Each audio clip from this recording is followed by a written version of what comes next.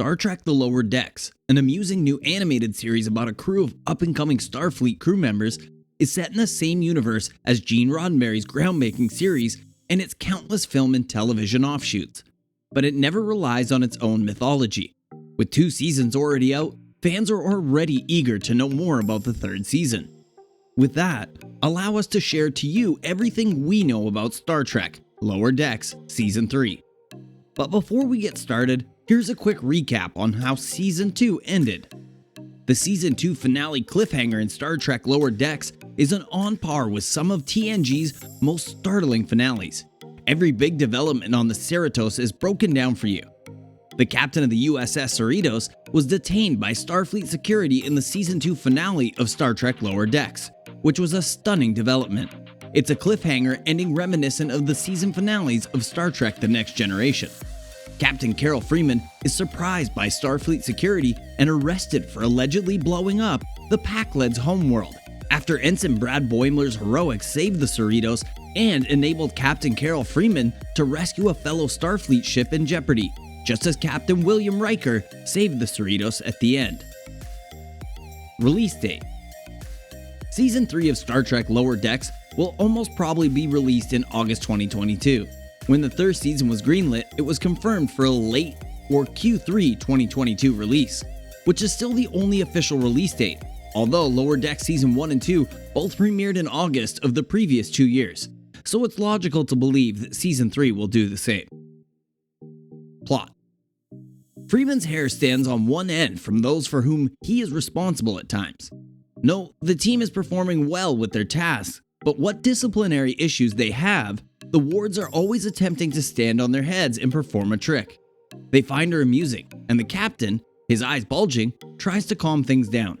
The entire group is filled with boundless energy, which extends to participation in a variety of pranks. And for Ensis, disobedience to orders appears to be a question of principle, if not life itself.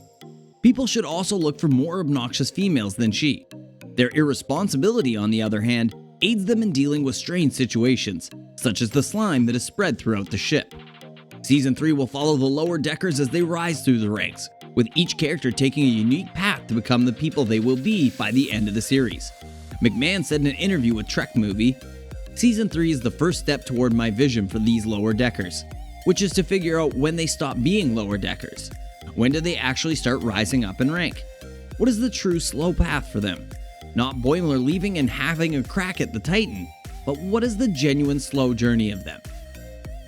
The first episode of the 3rd season also features Bradward Boimler, actor Jack Quaid's favorite line from the series. For Season 3, Quaid says he's read certain things that have affected him deeply. Cast: The cast of characters was revealed during San Diego Comic-Con 2019.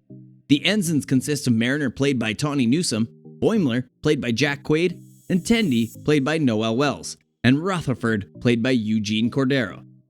Mariner is a weirdo rock and roll party queen, according to Newsome, whereas Boimler is more book smart than street smart.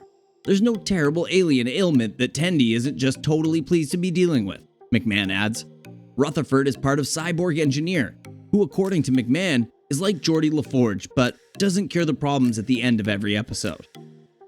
Here's what we can expect more of from the upcoming Season 3. About T'Lyn.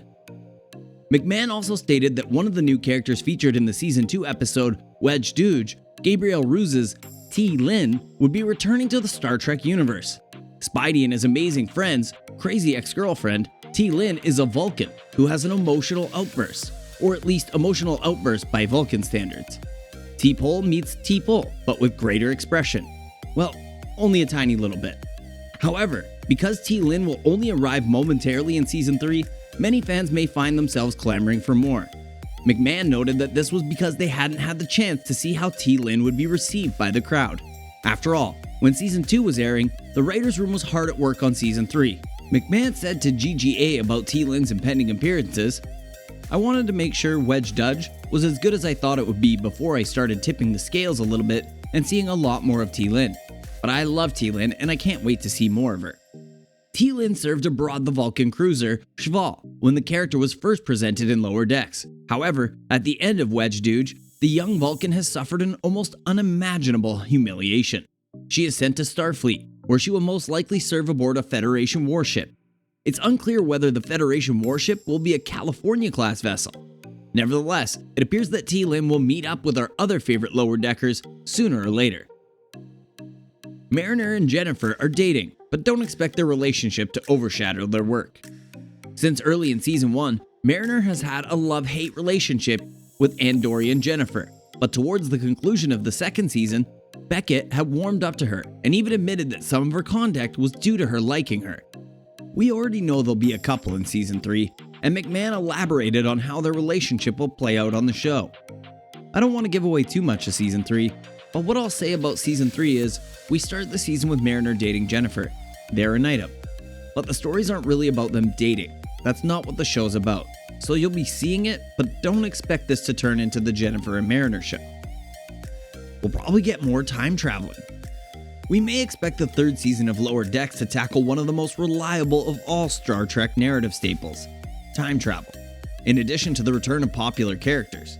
Given McMahon's writing approach, a Lower Decks time travel episode will shock audiences, while also paying respect to the classic Star Trek Time Police episode. For example, in Trials and Tribulations from Star Trek Deep Space Nine, Captain Sisko and his crew are transported back to the 23rd century to prevent Captain James T. Kirk's assassination during the Great Tribble Hunt. Lower Decks will handle time travel probably more than once, confirmed McMahon. McMahon is eager to expand the series into comics.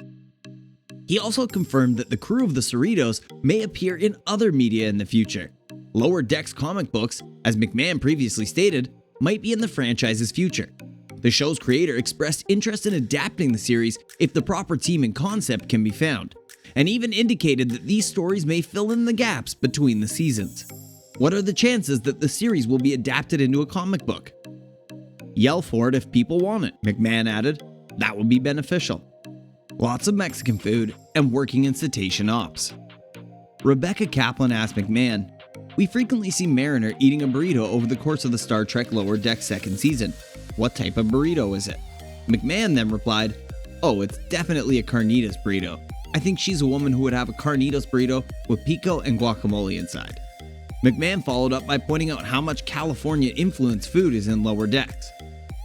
Eagle-eyed viewers might notice, but there's a lot of Californian cuisine on the Californian-class ships.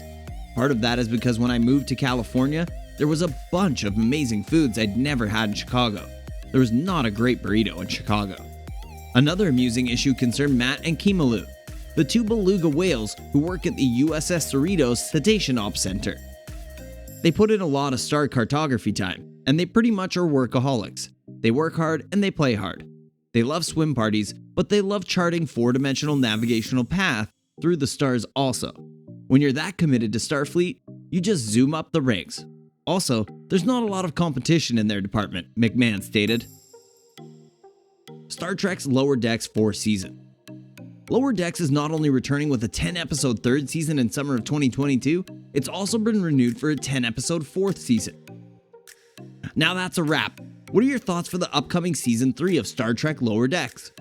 Any theories that you think will happen in the show? What are your expectations as well for this season? Let us know by leaving a comment down below. Also, if you enjoyed this content, consider subscribing to our channel and hitting the notification bell. And don't forget to leave us a like. Thanks for watching, and I'll see you in the next video.